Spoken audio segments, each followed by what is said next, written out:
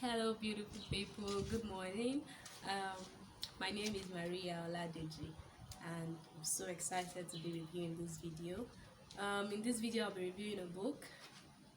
It's probably one of the best books that I've read so far, and I'd like to encourage you to grab a copy if you haven't and read. And that book is Boom.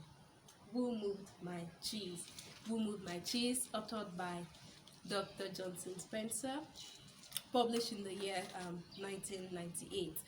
So it's a very simple book, um, parable kind of thing, that reveals profound truths about change. And I mean, there's no better time to talk about change than now, especially with the global pandemic, COVID-19 everywhere and all of that. So it's a very fun, and enjoyable read. It's has four characters, um, talking about four characters who live in the maze looking for cheese. Yes, I said maze. So in this book, the maze represents, it's a metaphor for the place where where you get what you want. Maybe the organization you want to work in, the community you want to see, the kind of family you want to have, and all of that. And then the cheese here is what you want to have in life. The money, possession, the good job, the good relationship, spiritual peace of mind, and all of that. So it's a very simple book. It even sounds like one of those stories that might have been told in school, like story, once upon a time, and all of that. So it goes beyond just a story, though, to doing what works when change happens. So it has three parts. Number one is the gathering, and then the story itself, and then the discussion. So yeah, the gathering, it started with the gathering of old school students, like a reunion kind of thing, and then meeting together, they realized that a lot has changed from what they had actually taught. And yeah, the story itself. So it's a simple book with four imaginary characters: two mice, Sniff and Scurry, and then two little people, Hem and Haw. The book is actually intended to help shaping our thoughts and our actions towards change. Not minding our nationality, our gender, our race, or any of that. Sometimes we might act like Sniff, who sniffs into change so easily, or like Scurry, who scurry into action, or sometimes like Hem, who resists change for fear that it might actually lead to something worse, or like Haw, who is able to adapt to change. So these four characters, like us, run in the maze daily, looking for that cheese that we want, to try to get that particular thing that would give us satisfaction and all of that. They run through daily, going into the maze in search of their cheese, here and there and all of that. And then later on, they got it. They got that particular thing that brings happiness to them. After a while, they found their way. They each found their own kind of cheese. It wasn't too long before they established the routine. They enjoyed their cheese so well. I mean, they even wrote on the wall and said, cheese makes you happy. Of course, when you get what you want, it makes you happy. Just as time goes on, the routine changed. The little people woke up a little bit later, dressed a little bit slower, trekked and walked to the maze, unlike running like they usually do.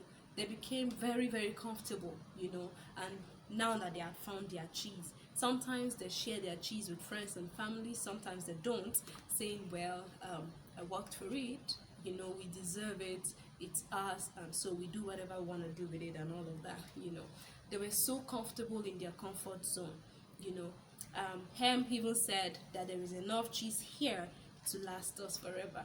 Hem and Haw, from excitement, drew pictures of cheese. Cheese makes you happy. Sometimes they shared, like I said, sometimes they don't. For Sniff and for Scurry, it was a little bit different.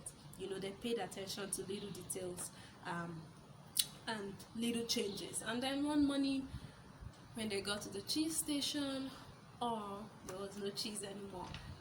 The cheese was done, finished. And then Sniff and Scurry quickly went out for new cheese, in search for new cheese in the maze. They went ahead and all of that. But on realizing that there was no cheese anymore for him and her, whoa, they freaked out. It was a different thing entirely. Who moved my cheese? Who moved my cheese? Who moved my cheese? They hollered, this isn't fair. What might have happened? They ranted, they raved in rage, at the injustice and all of that. They got so depressed. They had made future plans for those cheese. They had made arrangements, and all of that. So they just couldn't believe it. They just couldn't take it. No one warned them. They weren't warned. It wasn't right. It wasn't correct. Something must be wrong somewhere, and all of that. That was their complaint and all of that. Paul wrote on the wall, he said, the more important your cheese is to you, the more you want to hold on to it. Of course, the more important that thing you want is to you, the more you want to hold on to it. So they just couldn't let it go. They just could not. And even though there was no cheese, they kept going morning by morning, repeating the same routine, hoping that maybe one day they'll find their cheese. But it wasn't so. And then one morning, Horse suggested maybe we should move on. Maybe we should stop analyzing. Maybe we should just go search for new cheese. Maybe Sniff and Scurry had even done the same thing a long time ago, and all of that. But Ham refused. He said, I can't go out of here. I'm very comfortable here. I don't like it out there. It's dangerous out there. I'm not interested in getting lost. I can't even make fool of myself and all of that. Whew. Or again lost hope in searching for new cheese with all he had heard from him, and then they continued again with their routine, searching daily, looking for cheese in the same station, but not getting any.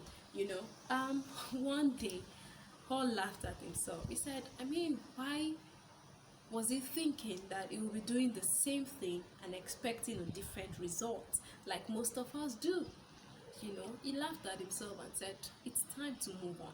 It's really time to move on. He wrote on the wall, he said, if you don't change, you might go extinct. If you don't change, you might go extinct.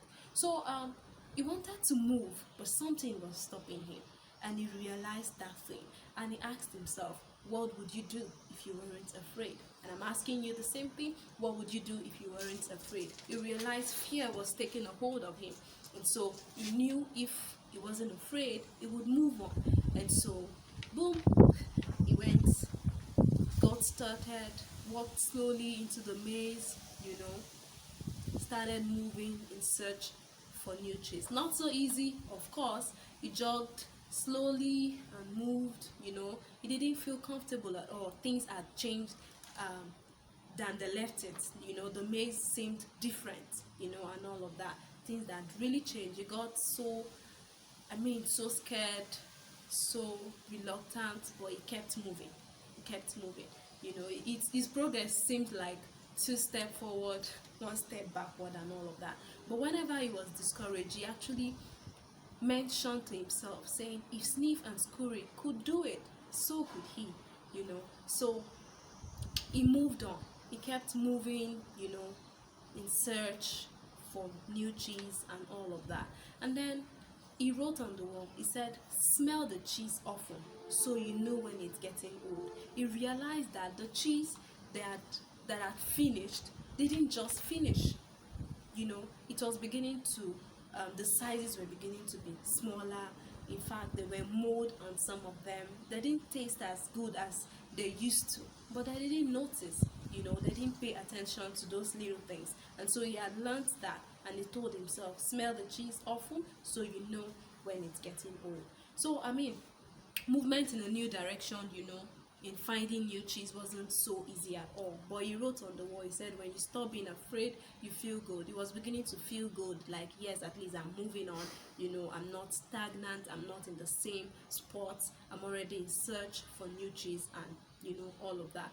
So imagine yourself actually enjoying your new cheese. Leads you to it was another thing he wrote on the wall. Imagine yourself enjoying it. He was beginning to see himself eating new cheese, having fun, enjoying it even better than it used to be. And then he kept moving. Those things kept him moving. As he was going, he saw some cheese at the front of a particular station. He thought he had made it, and all of that. But entering there, oop, there was no cheese. There was no cheese. And then he realized if he had moved earlier, he certainly would have gotten the cheese more earlier as well. So he encouraged himself, ate at least the crumbs at the entrance, and then he thought, okay, maybe I could go back to him, maybe I could encourage him, so we could come together.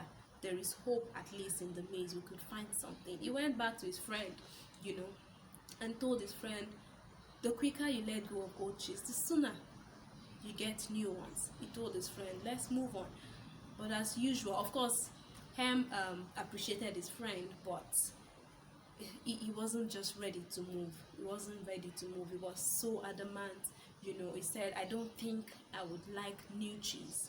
He said, until I get what I want, what I'm used to. I want my own cheese. I'm not going out until I get what I want.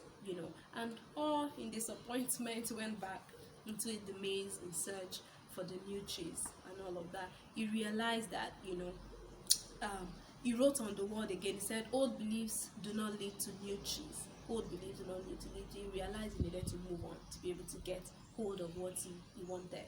He hadn't found any cheese yet, but he ran through the maze with hope. And he wrote on the wall. He said, when you get what you want, you find out that you enjoy new cheese, you change course. When you get new cheese, you change course. So he just hoped that Hem was, maybe sometime going to read those handwritings on the wall and find his way, to a station. And then while doing that, while hoping, while moving, he realized a small entrance, and boom, after several walks, several trials, he found new cheese in the maze. Saw new cheese, highly piled up cheese. In fact, there was so much, and so with different varieties that he didn't even know. I mean, varieties he hadn't seen before, he didn't know before, and all of that. He was so excited. At his excitement, looking up, he saw Sniff and Scurry, who nodded at him like, well, we've been expecting you long before, and all of that. So while imagining the genuinity of what he was seeing, and what it was, he saw that he had a lot that he had learned, and so he was brooding over his lessons learned, the mistakes, and all of that. So he knew he had learned a lot from Sniff and from, Scurry. They kept life simple. They didn't overanalyze like we would do, or overcomplicate things at all. And so he thought about these things. He thought of his friend Hem, who was still there and was really hoping that, Hem would join him one day.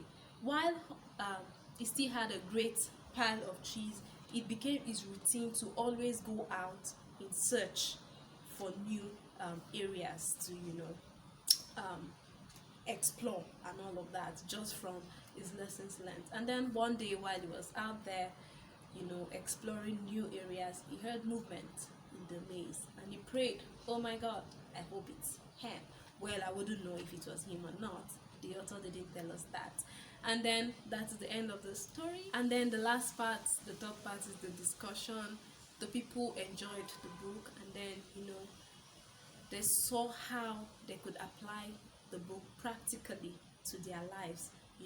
They could apply it to their experiences and all of that. And so I'm challenging you to please grab a copy.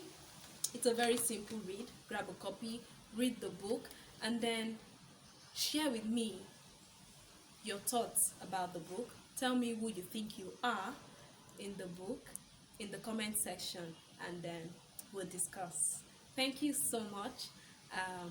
Merci beaucoup. Hope to see you next time. Thank you.